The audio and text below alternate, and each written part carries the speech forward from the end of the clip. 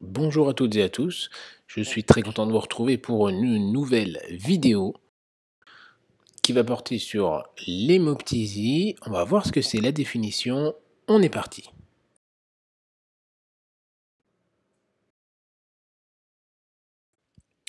Alors, je vais déjà vous faire une petite introduction sur ce que c'est l'hémoptysie. Ensuite, on va voir les 3 questions à se poser aux urgences, la liste des étiologies avec un moyen mnémotechnique que vous allez adorer, il n'y en aura pas qu'un d'ailleurs. On va voir aussi le bilan à réaliser aux urgences, la prise en charge, qui hospitalisé ou ne pas hospitalisé, et un résumé comme d'habitude en 5 points clés. On est parti.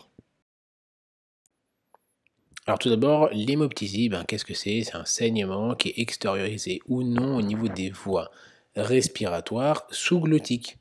Ça veut dire qu'il y a une anomalie qui peut siéger à n'importe quel étage de l'appareil respiratoire que vous pouvez voir.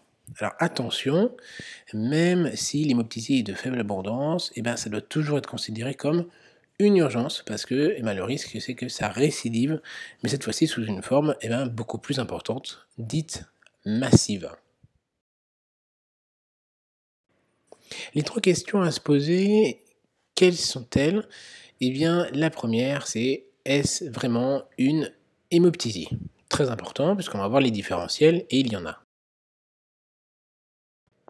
Deuxième question, bien sûr: est-elle grave, cette hémoptysie? Et enfin, dernière question: quelle est l'étiologie? Je vais répondre à toutes ces questions.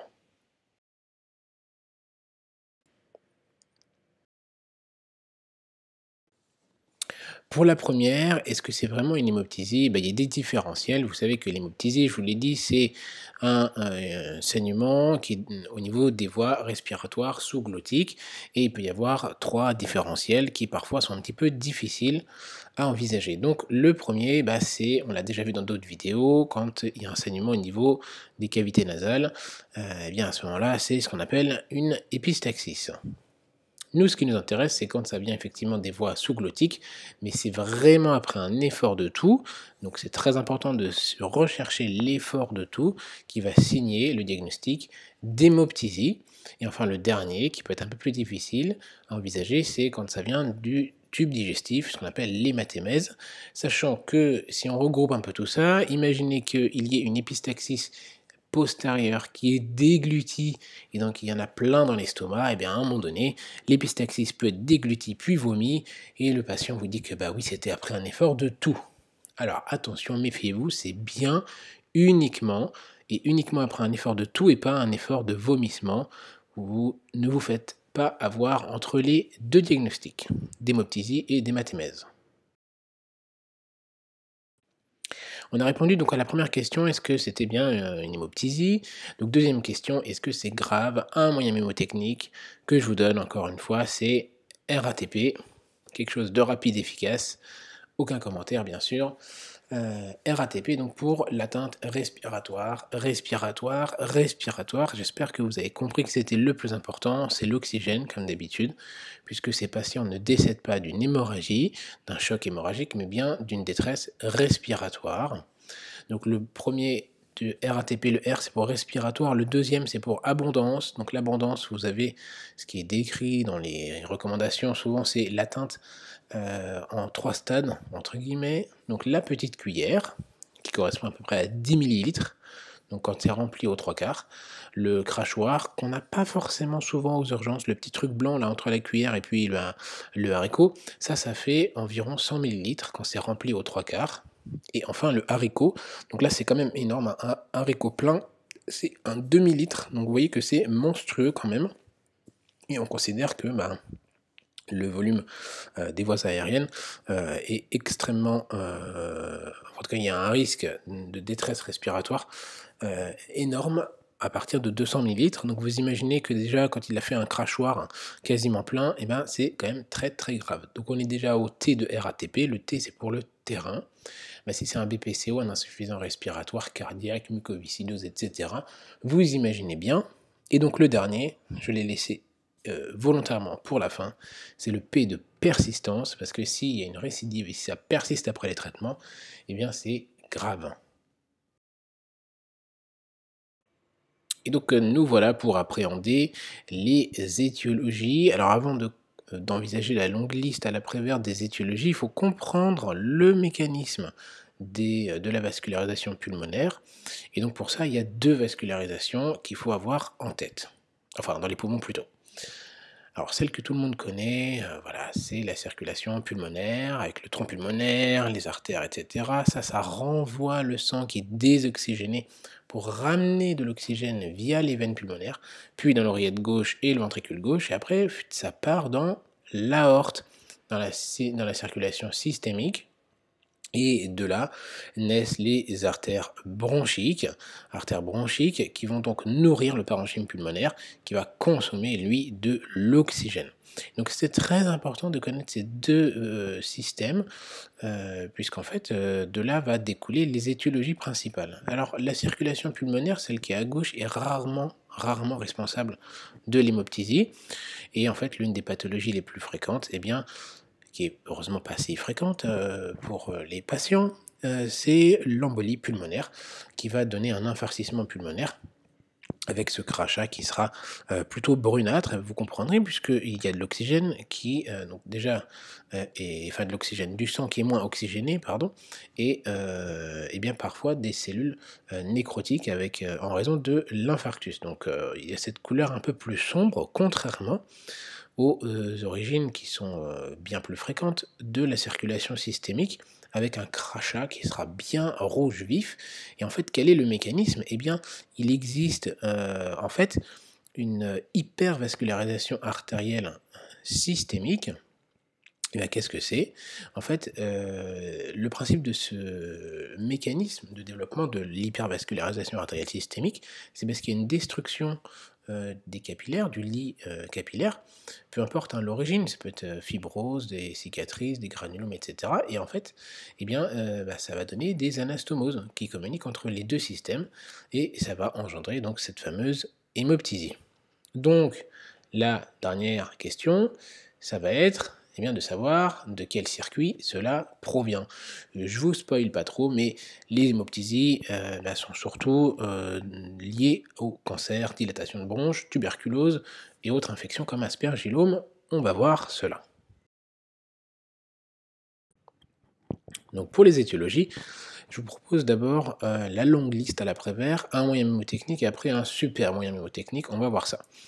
Donc pour la liste, il y a les tumeurs broncho-pulmonaires, ça c'est les plus importantes, je vous les ai mis en jaune, les dilatations des bronches, bronchectasie, mucoviscidose, les infections, surtout tuberculose, séquelles, cicatrices, dilatation secondaire, érosion, aspergillome sur une caverne, broncolithiase, d'autres infections, hein, qu'elles soient nécrosantes ou non, les hémorragies alvéolaires par insuffisance cardiaque gauche ou rétrécissement mitral, les médicaments les toxiques, les vascularités, collagénose, syndrome de goût de pasture, les hémoptysies idiopathiques puisqu'on ne trouve pas toujours l'étiologie, les anévrismes pulmonaires, faux anévrismes, malformations artério-veineuses. Vous voyez que la liste est longue, effectivement, donc tous les problèmes des vaisseaux et des causes cardiovasculaires autres, donc l'embolie pulmonaire, mais qui n'est pas du tout la plus fréquente, hein, je préfère insister, l'hypertension artérielle pulmonaire primitive, et encore des sténoses de l'artère pulmonaire, des ruptures spontanées de l'anévrisme de l'aorte.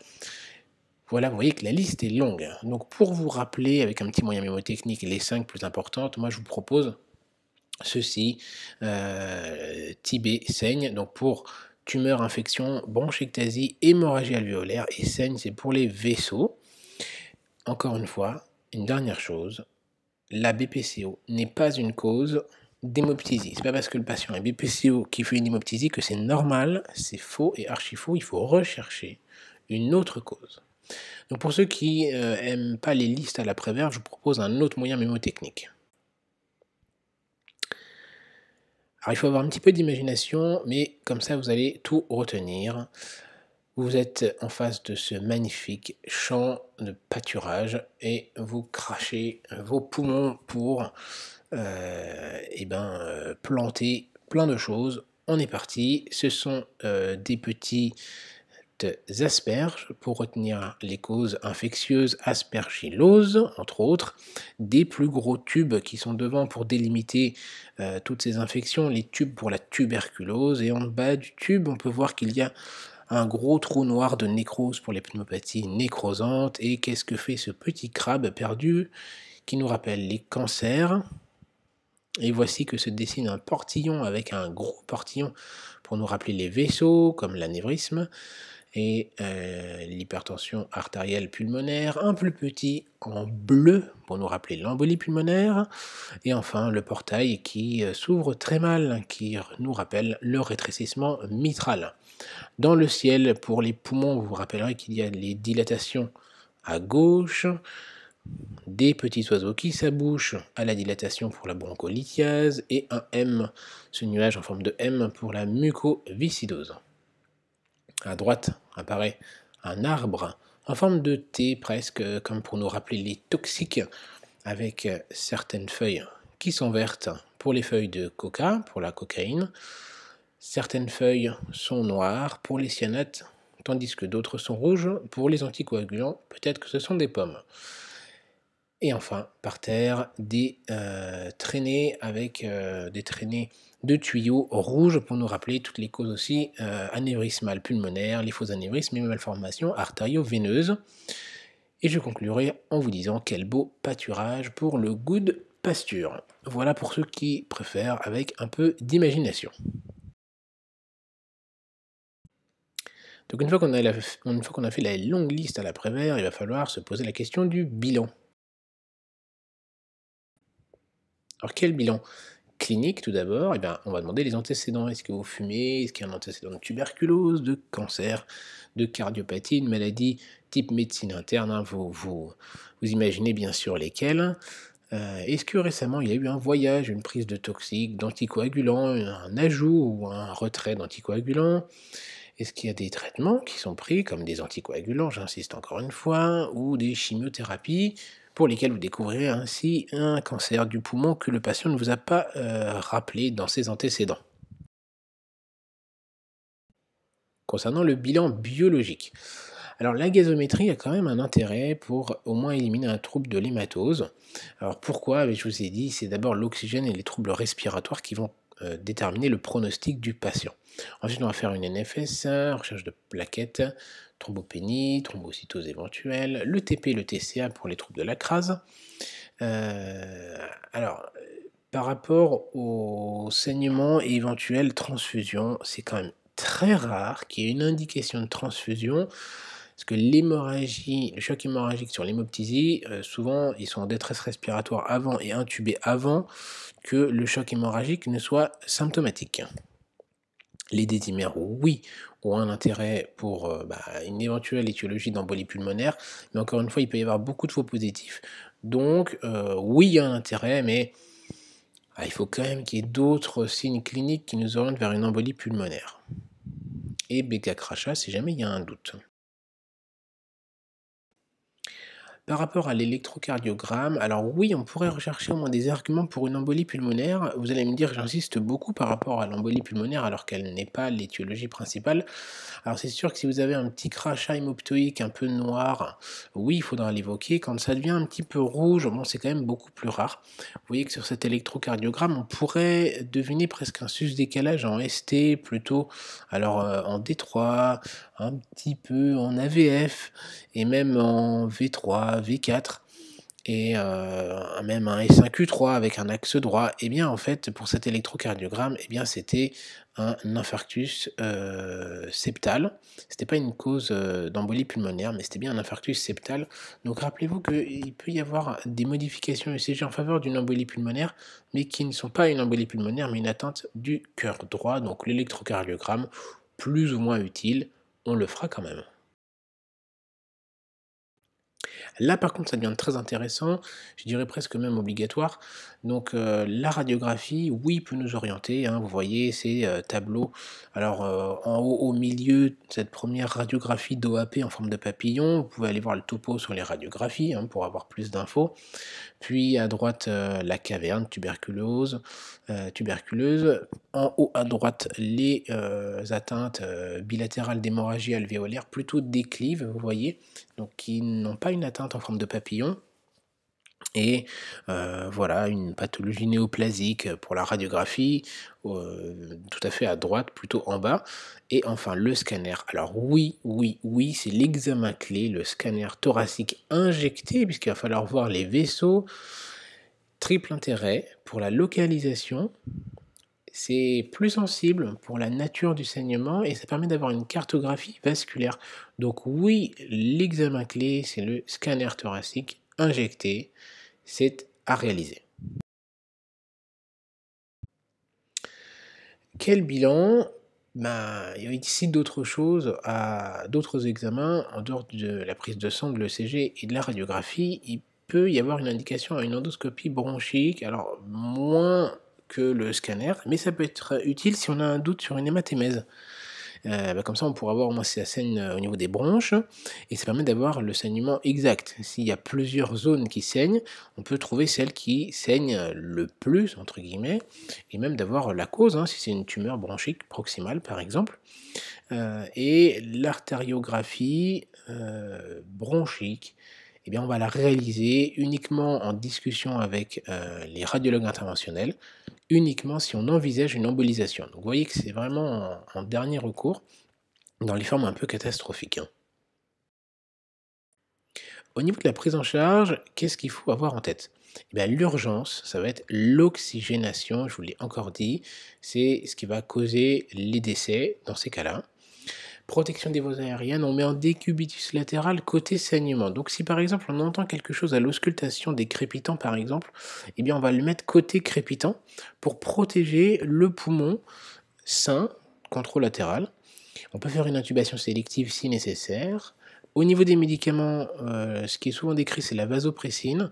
Si jamais effectivement il y a une atteinte qui est vraiment menaçante, donc on va pas mettre de vasopressine pour un petit crachat hémoptoïque. Par exemple la terlipressine, hein, 2 mg en nivellante. Puis il y a un relais. Par contre, c'est contre-indiqué dans 2 situations. Il faut les avoir en tête, c'est si on envisage une embolisation dans les 6 heures. Donc ça, il faut le discuter, on ne prend pas la décision seul aux urgences, il faut le discuter avec le radiologue interventionnel ou avec le pneumologue. Et s'il y a une athéromatose sévère, donc si les cardiopathes plus, avec déjà plus ou moins une douleur thoracique, c'est bof bof comme décision.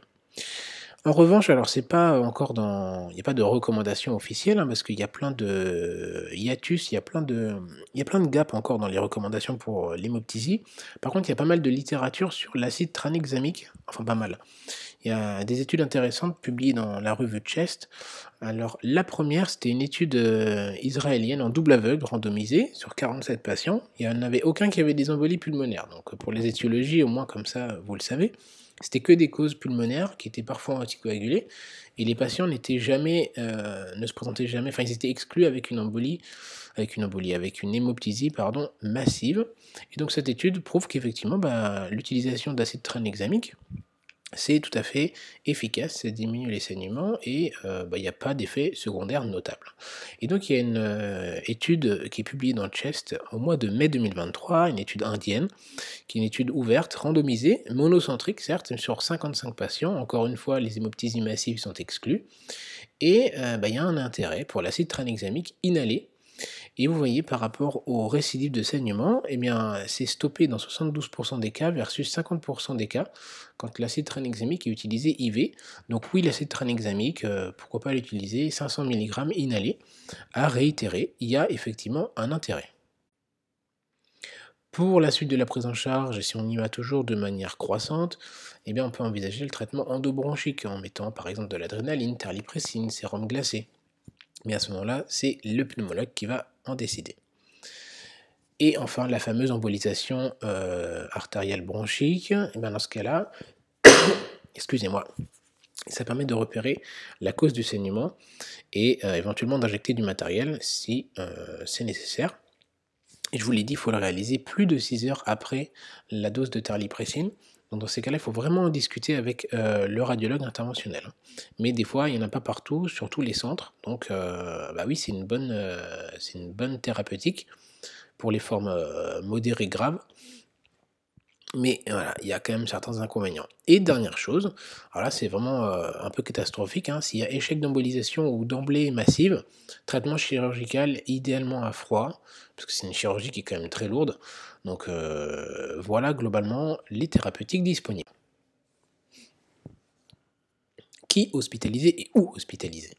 Bah, des fois, on n'hospitalise pas tout le monde, hein. Vous allez me dire: «Ah mais qui hospitaliser?» Bah oui, pas tout le monde. Parce que si l'hémoptysie est minime, en dessous de la petite cuillère, avec un scanner normal et si on a une cause évidente, la petite bronchite, l'infection pulmonaire, voilà. On a une cause qui est bien déterminée, il n'a pas récidivé, on l'a surveillé, il n'est pas gêné pour respirer, tout va bien. On peut tout à fait envisager le retour à domicile, on n'hospitalise pas tout le monde. Une petite consultation à 48 heures et c'est bon. Par contre, dès que ça devient, modéré ou au niveau de la petite cuillère ou bien une anomalie, au niveau du scanner, comme le scanner que vous avez vu sur les images précédentes, bah, là, il faut quand même au moins un avis pneumo parce que des fois, il y a une bronchoscopie bronchique qui peut être, demandée pour au moins avoir l'étiologie et des fois, il faut quand même le surveiller parce qu'il risque d'y avoir une récidive, hein. C'est vraiment l'un des risques. Et puis en cas de forme, moyenne abondante, voire instable, hein, quand elle est vraiment cataclysmique, bah là, c'est soit surveillance continue, réanimation, intubation, et cetera. L'embolisation, voire la chirurgie, on l'a déjà évoqué. Et donc on arrive au résumé, point clé. Première chose, je vous l'ai dit, oxygène, oxygène, oxygène, c'est la priorité. Le deuxième, eh ben, c'est d'avoir en tête les 2 vascularisations à pression différente entre la, vascularisation pulmonaire et systémique. 3 questions à se poser, est-ce que c'est vraiment une hémoptysie? Quelle est la gravité? Quelle est l'étiologie? 4 signes de gravité RATP et le signe de la petite cuillère, ne l'oubliez pas, c'est important. 5 causes majeures, TB saigne, donc tumeur, infection, bronchectasie et hémorragie alvéolaire et saignement pour les vaisseaux. Et donc je n'ai pas mis l'embolie pulmonaire, encore une fois, je vous le répète. Pour les traitements, on va être énergique pour l'ATP, donc acide tranexamique, terlipressine, avipneumo. J'ai pas mis le reste, mais vous vous rappellerez au moins de ces 3 choses importantes, ce qu'on peut faire aux urgences, parce qu'on va pas se faire la bronchoscopie, encore moins la chirurgie dans un box. La BPCO n'est pas une cause d'hémoptysie, il faut aller plus loin. Et dernière chose, n'oubliez pas que s'il y a une fièvre associée à l'hémoptysie, peut-être que c'est une tuberculose, donc pensez aussi à l'isolement pour le personnel et les autres patients.